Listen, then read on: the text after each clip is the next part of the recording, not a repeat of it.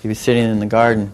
He used to, in the morning, Prabhupada would either chant, listen to kirtan, have letters read to him by Tamal, and he would dictate a response. Tamal would type out the letter, and then Prabhupada, he would read the letter to Prabhupada the next day, and Prabhupada would sign the letter.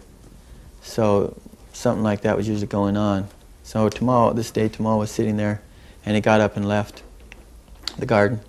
And Prabhupada noticed the keys were there. He left the keys, and he told me to give me those keys.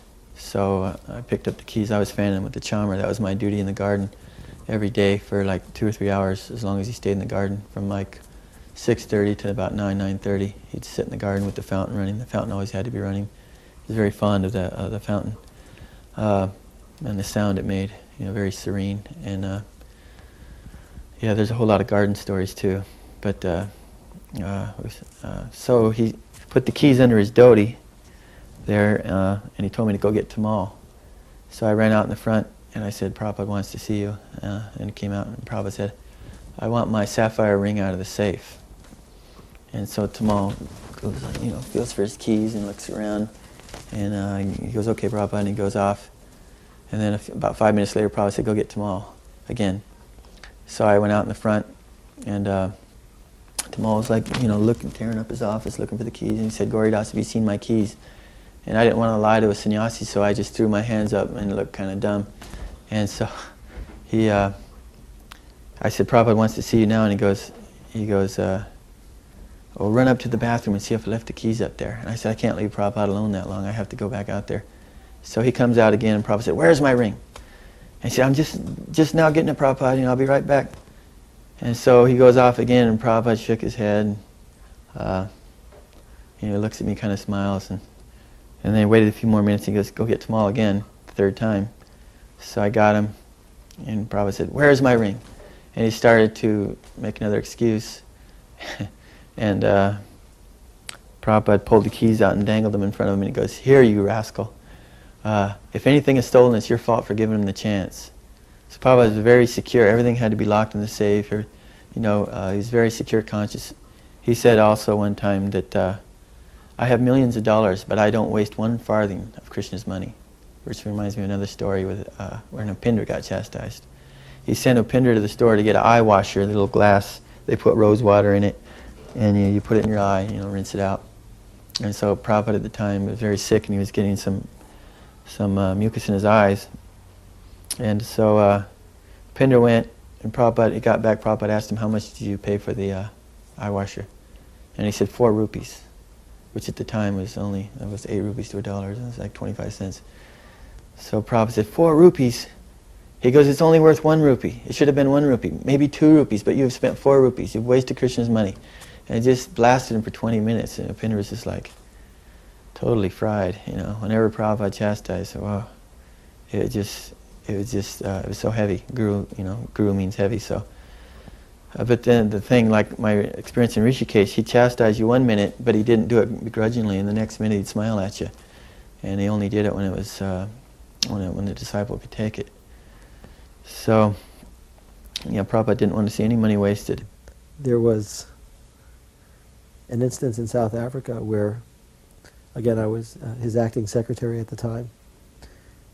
The 5th canto of the Srimad Bhagavatam had just been printed, and the first copies were sent by Air Express to him in Johannesburg.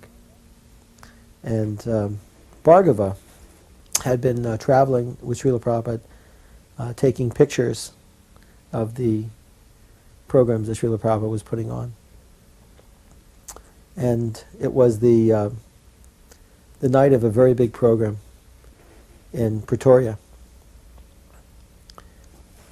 And Srila Prabhupada had received this box of books, and in fact there are some photographs you'll see of Srila Prabhupada sitting in a room looking at the 5th canto, and there's orange and white tile on the floor. That was the house that we had converted into a temple in Johannesburg. Srila Prabhupada opened up the books and was looking at them, and he was so happy to see the 5th canto of the Srimad Bhagavatam printed, and he was relishing it. And Bhargava was doing his job. He was taking picture after picture after picture, snap, snap, snap. From a distance, he wasn't getting in Srila Prabhupada's way. But Srila Prabhupada said, in a very angry way, why are you always taking so many pictures? And Bhargava Prabhu was very saddened and